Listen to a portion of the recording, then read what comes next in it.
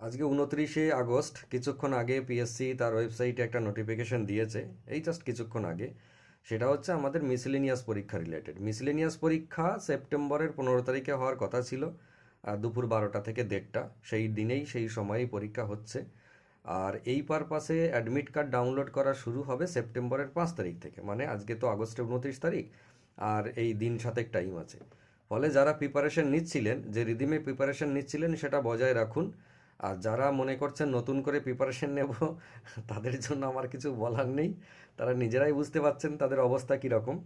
তো যারা প্রিপারেশন নিচ্ছিলেন তারা তাদের রিদিমটা বজায় রাখুন, এটা আমার মেনলি বলার। আর এই পরীক্ষার জন্য সবার প্রতি শুভকামনা রইল। সবাই খুব ভালোভাবে পরীক্ষা দিন। মিসলেনিয়াস পরীক্ষা পশ্চিমবঙ্গের অন্যতম গুরুত্বপূর্ণ পরীক্ষা, মানে ডাব্লিউবিসিএস এর পরে এর প্রধান স্থান। ফলে এই পরীক্ষার গুরুত্ব বুঝেই আপনারা প্রিপারেশন নিন, আগামী দিনেও প্রিপারেশন নেবেন।